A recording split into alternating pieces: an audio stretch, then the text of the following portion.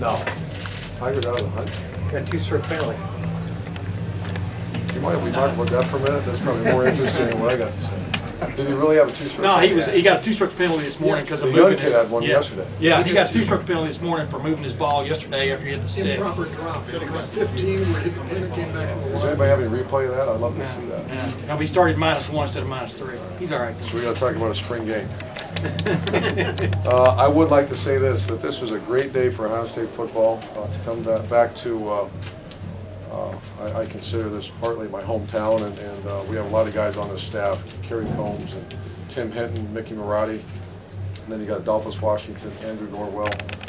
I believe, that's it, there might be a couple more, but to have almost 40,000 people show up for a scrimmage, to have the Reds Museum treat us the way they did. You know, there's so many things I wish we could do even more when we come down here. You know, Coach Hayes actually started that tradition back years ago when they would go visit a place to go play. He'd take them around and show them, and so they educate the players. And you love it. We just don't have time to do that most of the time. But I just think that's a great concept, and it's been a great trip. We're going to take them to Montgomery Inn, the boathouse, and get a little taste of Cincinnati, Skyline Chili, Graders, the whole deal. So it's going to be a great trip. About the game, obviously, it was a pass-heavy game, an area that we were not very good at last year, that we have to get better.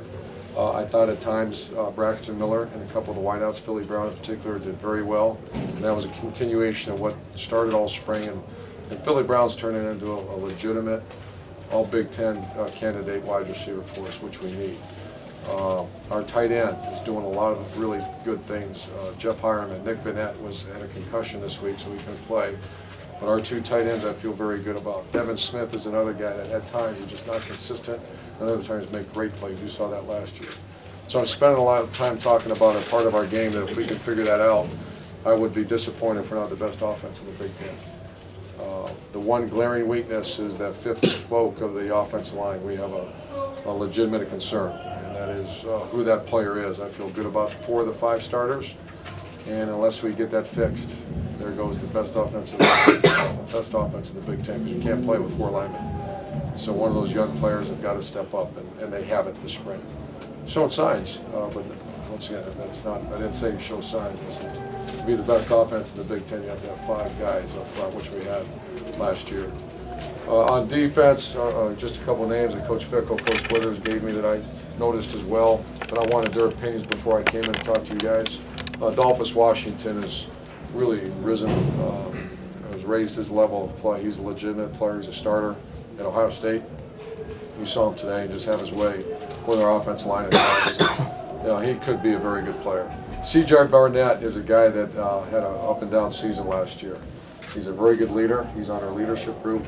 He's a guy I'm counting on to have a tremendous year, but he'd be a tremendous leader, and he did have a tremendous spring.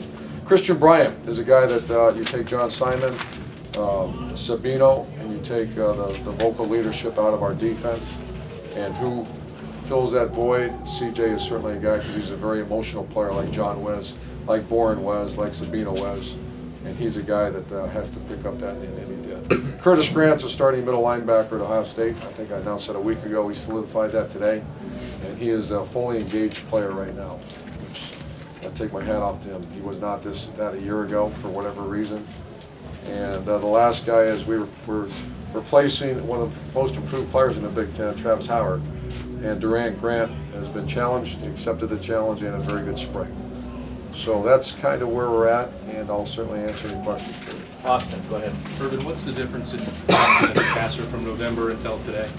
Very good pass. You see, fundamentally, he's pretty good when it's just got when it breaks down. That's when it starts to go. And I thought today, it was pretty good. I didn't watch the video, obviously, but he had a couple situations that didn't look very good. Went back to the old days. The old days was start doing what's the ball and running instead of keeping your eyes downfield. But he's much improved. We have to improve everyone around him. We got to become legitimate at where we're at. I think we have the people, and we have some guys coming in June. We have our work cut out for them. Braxton had a good spring. Bill. Noah Spence and Adolphus Washington, I don't know how many sacks. 38 or something. Yeah, they did it against 2 guys who are competing to be the right tackles. Are you more pleased that they were as dominant as they were, or more concerned? I'm both, Bill. Bill, I'm let's it's gonna cause me some nights to wonder what we're gonna do with the right tackle spot. They're both great kids, they're both talented enough to do the job, but I saw what you saw. And I am very pleased with Noah Spence and the Noah Washington. And the fact that Chase Ferris started at right tackle, is there anything you read into that? No. Play.